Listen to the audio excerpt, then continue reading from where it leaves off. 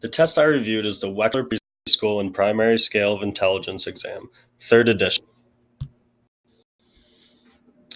Named after the author of the test, David Wechsler, the test was first used in 1949, and this edition was published in 2002.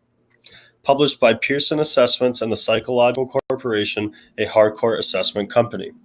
The entire kit costs $685 per complete box set, which includes all necessary stimulus and manipulative materials, examiner manual, technical manual, 25 record forms for ages 2 years 6 months to 7 years 3 months, 25 record forms for ages 2 years 6 months to 3 years 11 months, and 25 responsive booklets.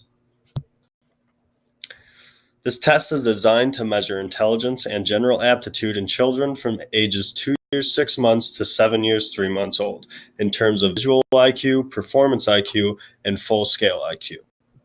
At ages 2 years 6 months through 3 years 11 months, the full scale IQ, visual IQ, and performance IQ can be obtained in 30 to 45 minutes using 4 core subtests.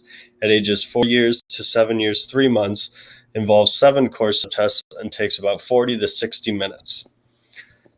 To administer this test, you need a level C qualification.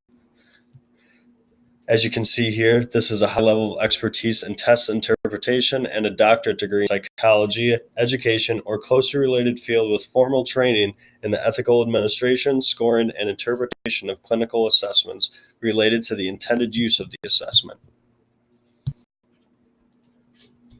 The normative sample of this test, the standardization sample of 1,700 children, is divided into 9 age groups. There are 200 children included at each 6-month interval between ages 2 years 6 months and 5 years 11 months, with 200 children in the group of 6-year-olds. For ages 7 years to 7 years 3 months, there are a total of 100 children. For each age group, the children are equally split between boys and girls. Comparable to the 2000 U.S. Census across a number of key variables, including age, sex, race and ethnicity, parental education, and geographic region.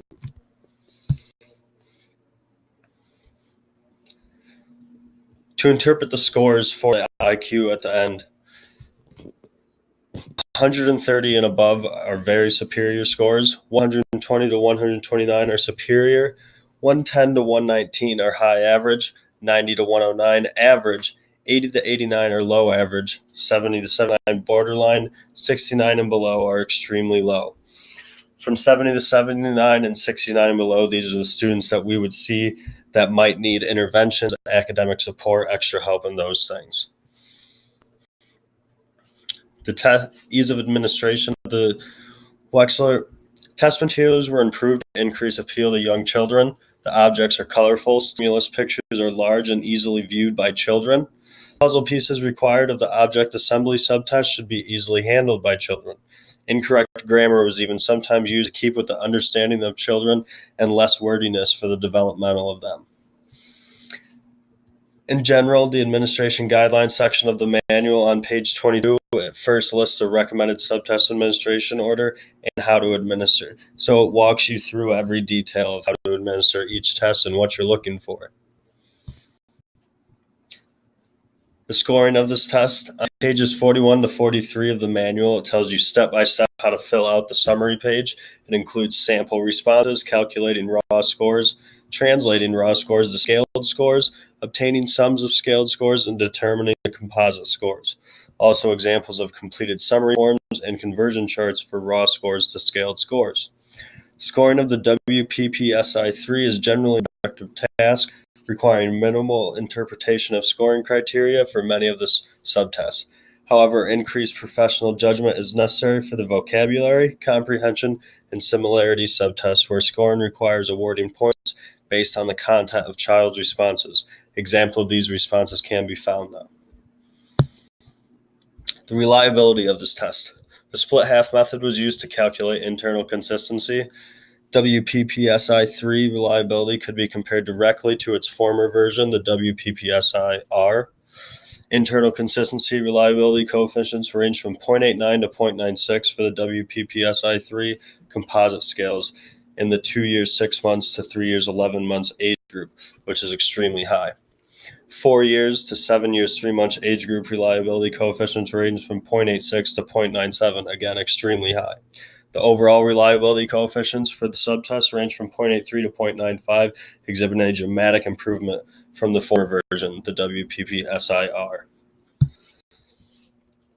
As for validity, correlational studies between the WPPSI-3 and 6 other instruments, including its previous versions, were used. Wechsler Preschool and Primary Scale of Intelligence revised the former version, and WPPSI-3 were administered to 176 children. Results supported the view that scales measure similar constructs. Corrected correlations were 0.86, 0.70, and 0.85 for verbal, performance, and full-scale IQs. The lower correlation for the performance scale was thought to be from the WPPSI-3's increased emphasis on fluid ability over greater preponderance on visual spatial tasks on the WPPSI-R. These changes were considered an improvement by most reviews. Overall, the WPPSI-3 would be beneficial to use in a school setting. Increase in user friendliness and increase in developmental appropriateness through the creation of the age bands makes this test a good fit practicality-wise for a school setting. The WPPSI-3 simplified its instructions for children to understand better, as we talked about before. The ease of scoring of WPPSI-3 due to the in-depth explanations and guidelines offered by the manual and the improvements made to the time it takes the test to be administered make it very attractive to school counselors who are pressed for time.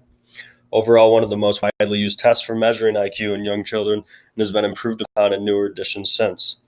Also can be used to identify certain mental retardations, learning disabilities, and things of that nature for young children, so very useful in schools. And here are the references in case you want to find out any information that you saw here.